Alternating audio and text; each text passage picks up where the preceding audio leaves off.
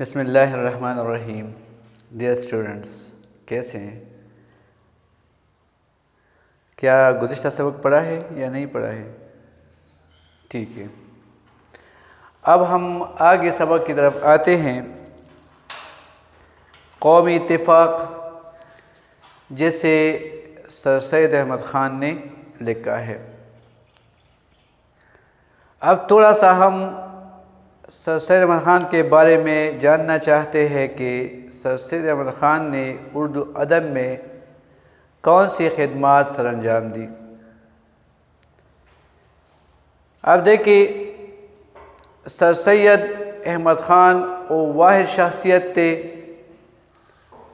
جس نے اردو میں نہ صرف خود اظہار خیال کیا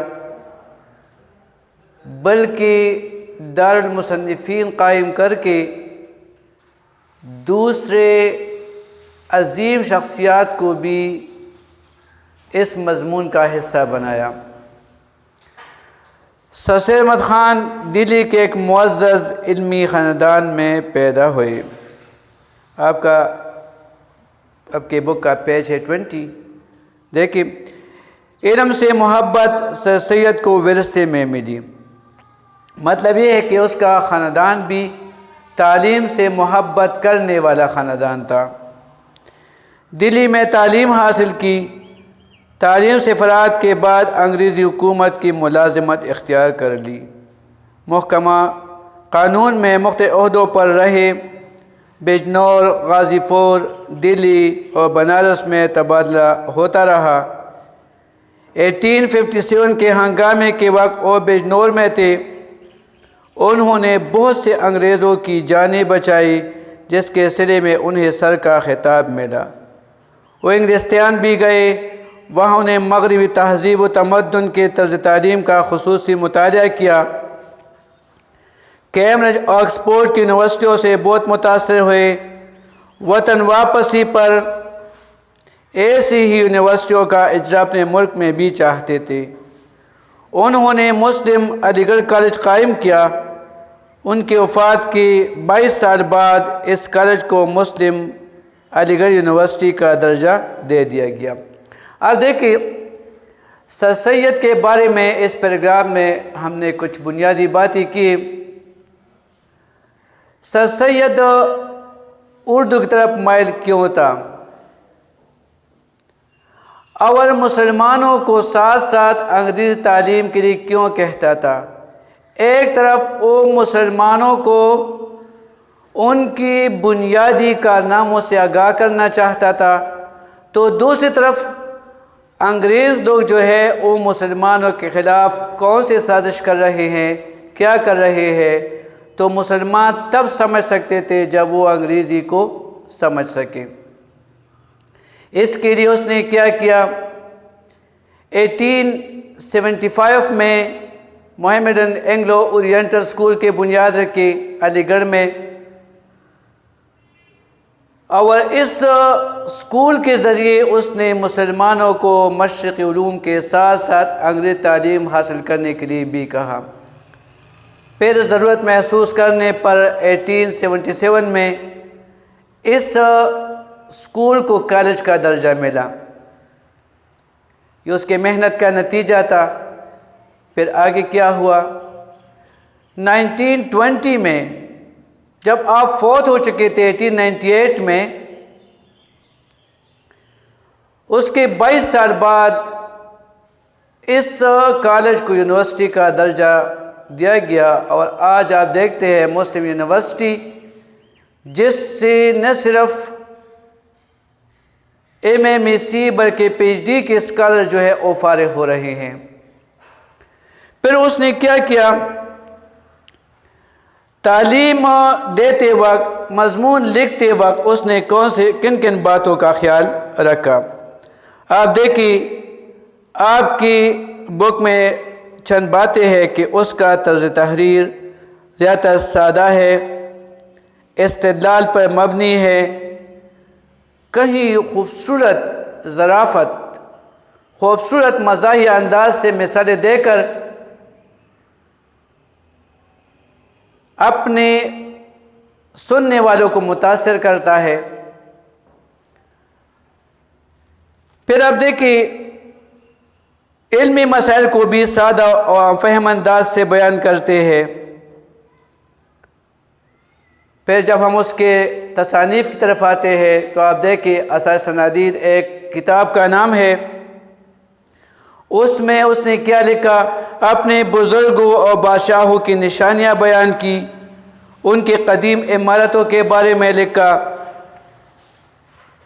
خطبات احمدیہ سر ولیم کا ایک کتاب تھا لائف آف محمد، جس میں حضور صلی اللہ علیہ وسلم کی زندگی پر بے جا اعتراضات کیے گئے تھے، اس کا جواب 1870 میں کتاب لکھ کر خطبات احمدیہ بڑے خوبصورت انداز سے اس کا جواب دیا۔ پھر آپ دیکھیں، سمجھنے کی کوشش کریں، مسلمانوں کو جس طرح ہم کہتے ہیں کہ حضور صلی اللہ علیہ وسلم اخلاق کے بہترین مرتبے پر تھے، قرآن اس کی گواہی دیتا ہے، تو سر سید نے مسلمانوں کو وہی طریقے اپنانے کے لیے تہذیب الاخلاق لکھا، جس میں ان کو اخلاق کے بارے میں بتایا گیا کہ اخلاق کتنا بہترین اسلحہ ہے، کتنا بہترین زیور ہے، جس کو اپنا کر ہم کیا کچھ نہیں کر سکتے۔ پھر 1857 میں جب انگریز مسلمانوں پر الزام لگاتے تھے کہ مسلمان اس بغاوت کے ذمہ دار ہے، تو سر سید نے کیا کیا؟ سر سید نے اسباب بابت ہند لکھ کر بڑے خوبصورت انداز سے انگریزوں پر اس بات کو ظاہر کیا کہ مسلمانوں کو سرکشی پر یا ایسے حالات پیدا کرنے پر کس نے مجبور کیا؟ اگر مغربی اقوام مسلمانوں کی مذہبی طریقوں پر حملہ آور نہ ہوتے، ان کو بے حیائی پر مجبور نہ کرتے، ان کی عورتوں کا خیال رکھتے، ان کی عزت و ناموس کو پامال نہ کرتے، تو کبھی بھی مسلمان ایسا نہ کرتے۔ اس کے بعد آپ دیکھیں مقالات سر سید ہے، یہ بھی بہت خوبصورت کتاب ہے۔ اب ہم آپ کی بک میں شامل جو کتاب ہے، جو مضمون ہے، اس کی طرف آتے ہیں، قومی اتفاق۔ اب قومی اتفاق جو ہے، اس نے کیوں لکھا ہے، اس کی ضرورت کیوں محسوس ہوئی؟ آپ دیکھیں جب لوگوں میں بے اتفاقی بڑھ جاتی ہے تو ایک قوم جتنا ہی مضبوط کیوں نہ ہو، وہ منتشر ہو جاتا ہے۔ جیسے اقبال کہتا ہے کہ ایک شاخ کی اہمیت اس وقت تک ہے جب وہ درخت سے منسلک ہو، اگر ہم اس کو کاٹے تو پھر درخت سے اس کا کوئی تعلق باقی نہیں رہ جاتا۔ تو یہ کہتے ہیں قوم کا لفظ ایک ایسا لفظ ہے جس کے معنی پر کس قدر غور کرنا لازم ہے۔ زمانے دراز سے جس کی ابتدا تاریخی زمانے سے بھی بالاتر ہے، قوموں کا شمار کسی بزرگ کی نسل میں ہونے یا کسی ملک کا باشندہ ہونے سے ہوتا تھا۔ محمد رسول اللہ صلی اللہ علیہ وسلم، جس پر میرے ماں باپ قربان ہو جائے، آپ نے اس تفرقہ قومی کو جو کہ صرف دنیاوی اعتبار سے تھا مٹا دیا اور ایک روحانی رشتہ قوم کے لیے ایک رشتہ قوم قائم کیا۔ پھر آپ دیکھیں یہاں ہم مختلف سوالات لیتے ہیں جو آپ کے کورس میں شامل ہے، اور اس سوالات کے جواب پر غور کرنے سے ہم یہ اندازہ لگائیں گے کہ سر سید کے خیال میں قومی اتفاق کا مفہوم کیا ہے اور ہمیں قومی اتفاق کی طرف کیوں توجہ دینی چاہیے۔ آپ دیکھیے اس میں پہلا سوال یہ ہے، کسی ایسے آیت یا حدیث کا ترجمہ لکھیں جس سے ثابت ہو کہ سب مسلمان آپس میں بائی بائی ہے۔ یہاں سر سید نے اس سبق میں ایک حدیث کا حوالہ دیا ہے، اور اس حدیث کا مفہوم کیا ہے؟ اس حدیث کا مفہوم یہ ہے، حضور صلی اللہ علیہ وسلم نے فرمایا تمام مسلمان آپس میں بائی بائی ہیں۔ قرآن میں بھی ایک آیت ہے، اس کا مفہوم یہ ہے اللہ کی رسی کو مضبوطی سے تامے رہو، اوافقہ بازی مت کرو۔ تو وہاں بھی اتفاق کا ذکر ہے۔ یہاں حدیث جو میں نے آپ کو سنا دیا، تمام مسلمان آپس میں بائی بائی ہے۔ ارشاد باری تعالیٰ ہے بے شک تمام مسلمان آپس میں بائی بائی ہے، پس اپنے بھائیوں کے درمیان مصالحت کرنا اور اللہ سے ڈرو تاکہ تم پر رحم کیا جائے۔ ایک طرف دیکھیں اتفاق میں برکت ہوتی ہے، تو اگر اتفاق ضروری نہ تھا، قوم کے افراد میں یہ اتفاق ضروری نہ ہوتا، تو پھر اللہ تعالیٰ قرآن مجید میں اور حضور صلی اللہ علیہ وسلم کے احادیث مبارکہ میں اس بات پر کیوں زور دیا جاتا؟ پھر آپ ایک اور سوال جو آپ کے ٹیکسٹ بک میں شامل ہے اور پیج 26 پر ہے، برادران یوسف سے کیا مراد ہے وضاحت کرے۔ آپ دیکھیں یوسف علیہ السلام کے بھائیوں نے حضرت یوسف علیہ السلام کے ساتھ کیا کیا۔ آپ دیکھیں برادر یوسف کی ترکیب دشمن اور بدخواہ کے لیے استعمال ہوتا ہے، یہ ایک استعارہ ہے۔ یوسف علیہ السلام کو اپنے بھائیوں نے قتل کرنے کی نیت سے ایک کنویں میں پھینک دیا تھا، وہاں بھی بے اتفاقی کا ایک مثال ہے۔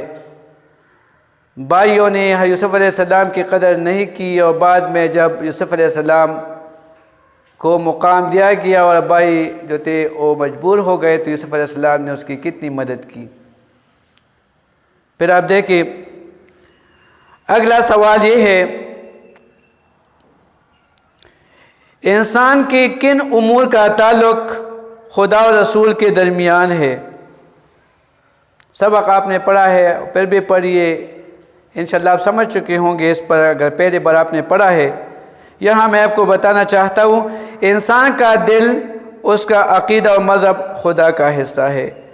عقائد کی برائی اور بلائی کا معاملہ انسان اور خدا کے درمیان ہے۔ یہاں میں آپ کو سمجھاؤں، ایک انسان کا عقیدہ ہے میں نماز پڑھتا ہوں، تو پھر اس کی ضروری ہے کہ نماز کے لیے جو شرائط ہے اس پر پورا اترے۔ نماز کے لیے کیا کچھ کرنا چاہیے، اس میں کتنی عاجزی سے اللہ کے سامنے کھڑا ہونا چاہیے، کس طرح اس میں مختلف حصوں کو ادا کرنا چاہیے، تو یہ انسان اور اللہ کے درمیان ایک رشتہ ہے، ایک تعلق ہے۔ پھر اگلا سوال ہے سوال نمبر 5، انسان کے کن امور کا تعلق اپنے جیسے انسانوں سے ہے؟ وہاں ذکر ہوا اللہ اور انسان کے درمیان، یہاں انسانوں کے درمیان کون سی بات جو ہے وہ مشترک ہے؟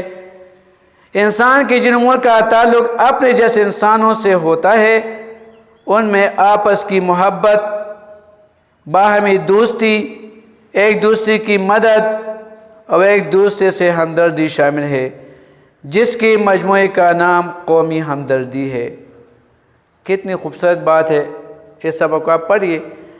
جب ایک بھائی کو تکلیف ہو دوسرا بھائی اس کی مدد کرے، ایک بھائی بیمار ہو دوسرا اس کی بیمار پرسی کرے، ایک مصیبت میں ہو دوسرا کوشش کر اس کو مصیبت سے نکالے، تو پھر جب اس پر پہلے پر ایسے حالات آئیں گے تو دوسرا بھی اس کی مدد کرے گا۔ اگلا سوال آپ دیکھیں، ہمارے کاموں میں برکت کیوں نہیں رہی؟ کیوں نہیں رہی؟ سمجھتے ہیں نا آپ؟ قوموں کے درمیان اس کے باہمی رشتے کمزور کیوں پڑ جاتے ہیں؟ یہی بات ہے جب اس میں ان لوگوں میں، دوستوں میں، ایک علاقے کے رہنے والوں میں، رشتہ داروں میں اتفاق کا مدہ ختم ہو جاتا ہے تو پھر اس زوال کا شکار ہو جاتے ہیں۔ یہاں آپ سنیے،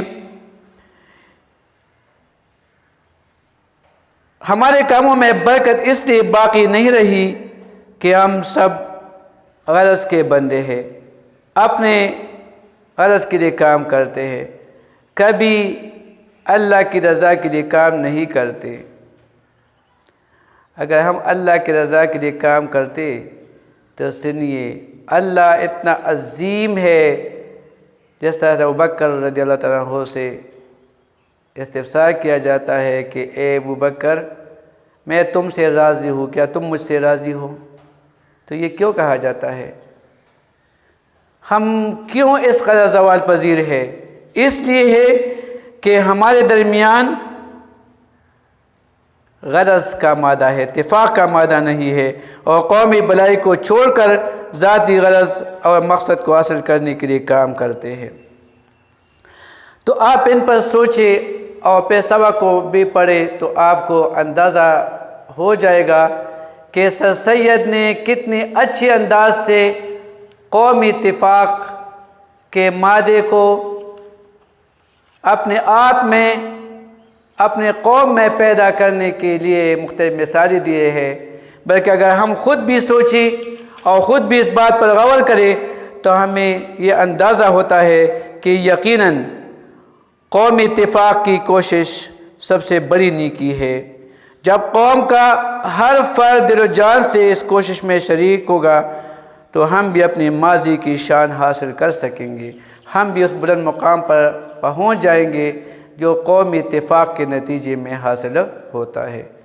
آپ سب کو پڑھیے، پھر اگر کوئی سوال ہو تو آپ یقیناً پوچھ سکتے ہیں۔ ہماری کوشش ہوگی کہ جہاں تک آپ کو ضرورت ہو، آپ کو کوئی مشکل ہو، آپ کی مشکل کو حل کرنے کی کوشش کریں۔